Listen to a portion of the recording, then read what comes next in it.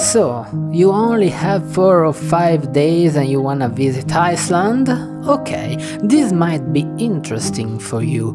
In this video I will tell you about my experience, but first let me introduce myself. Hi, I'm Lawrence and I'm here to tell you many stories around the world from my human point of view. Before starting, help me to grow this project, snap me a like and subscribe. Okay, let's start with this short recap. I had 6 days for this trip, 2 were for the travel and 4 for actually visiting this beautiful island. As you can understand, I didn't have much time and above all, it was a solo trip. I had to face all the expenses by myself, so I made some choices. The first was not to rent a car, but to use, as I often done in the past, the fabulous bus tours that TripAdvisor makes available to travelers, links in description. In this way I saved a bit and had the opportunity to meet a lot of nice people from all over the world. If you are traveling alone, it is also a great opportunity to practice with English native speakers, and it's great. Okay, maybe you are a bit tied up with visiting mainly tourist places and not planning the whole trip, but for me it was my first time in Iceland. I didn't know what to expect and I noticed that you are very interested in this tour, so perfect. The second option that helped me to have a more economical experience was the choice of the travel period. I visited this beautiful Iceland in the last days of April, between the great tourist rush of the summer and the winter of the Northern Light aficionados. So low season, of course, somewhat lower prices. But let's start with this recap. The travel day was quick, especially because, as you know, Iceland is 2 hours behind us, so I reached easily my Orkin hotel at 6 p.m. and, being used to my Italian time, I was incredibly hungry.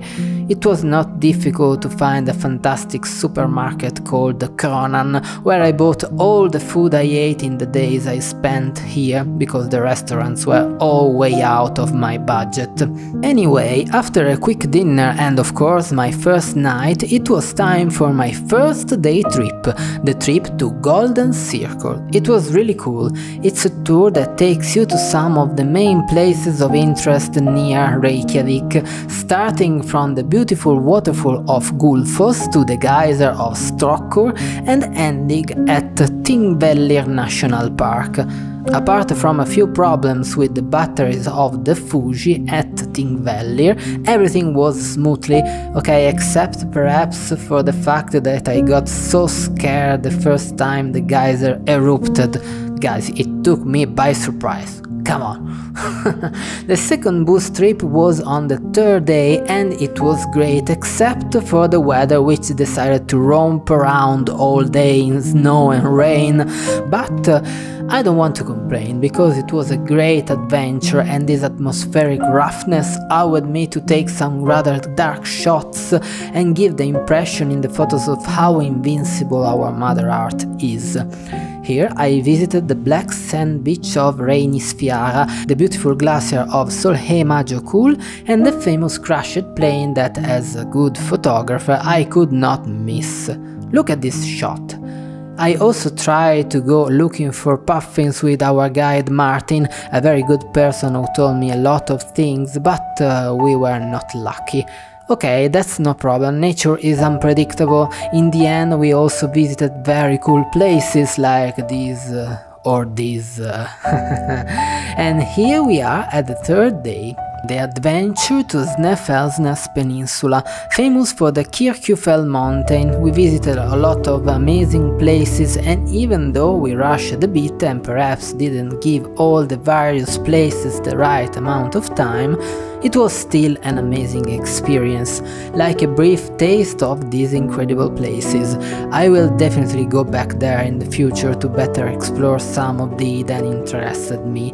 Apart from the mountain, the basalt cliffs of Londrangar, for example, are a must-see, or the majestic Berserkjahavn. On the last day of the trip, I fulfilled the dream of mine. I decided to visit the famous Jökulsárlón Glacier Lagoon and Diamond Beach, of course.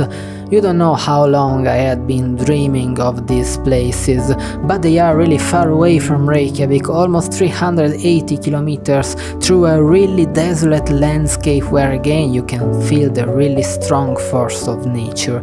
So the travel was very long and hard, but for me it worth it. On the way back we also stopped at sunset at the beautiful waterfall of Seljalandsfoss. It was great. Then the last day at 6 o'clock in the morning I left Iceland for coming back to Italy. I was a little sad and I promised myself that one day I would go back there. It was an extremely exciting journey, 4 days of real life, but this trip lacked something. First of all, time. 4 days is really too short to visit such a large island, and I had to rush a lot. Every morning waking up at 6 o'clock, fast but huge breakfast and then run to get the bus. I didn't visit the city of Reykjavik because I was too curious to see what was outside. I didn't have time to stop a moment and look and explore by myself, and above all I missed the puffins. Yes, that really bad. This is probably the first thing I can recommend. If you plan to visit Iceland, if you have the chance, take your time, kidnap 2 or 3 trusted friends, rent a car and go exploring for at least 2 weeks. It will be a great adventure, trust me, I will definitely do that next time. Yes, the second thing that was not so aligned on this trip was my mind. I had a strong feeling on my shoulders, but the kind where you have to act, not the kind where you have to let go. I was in the middle of moving, so I was tired, a bit scared, and I was not quiet until everything would be completed. So yes, beautiful trip, but I didn't really enjoy it fully. Yes, I'm one of those people who don't stay if they have something to finish and can't do it right away. That's something that I have to work with. I know. Despite everything, it was one of the most amazing experiences of my life, where I take the best shots, I visited some of the most beautiful places of the world, and where I completely disabused myself of the presence of trees. So much so that after I come back to Italy, it seemed really strange to see them growing around. Someday I will return with more time, I'll find puffins and I'll photograph them badly, and I hope I will do the coast to coast. That's my dream. In the meantime, I still think about all the places I saw, all the people I met, and this incredible experience. I'm still learning from my mistakes and I'm waiting for the next adventure. I can say that this was a great ride and worth every second.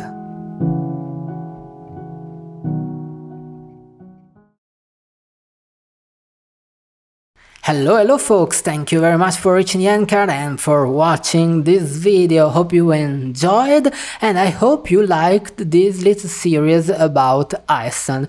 I hope I will come back soon to Iceland because it's really amazing. I have also to announce that this channel is going to stop the production of videos until September. Yes, it's time for holidays, it's time for enjoying life and not watching YouTube videos. Yes, come on, let's enjoy life. That's a plane, alright. So, see you on September with great content, I can't wait. In the meantime, let's chill a bit and cheers!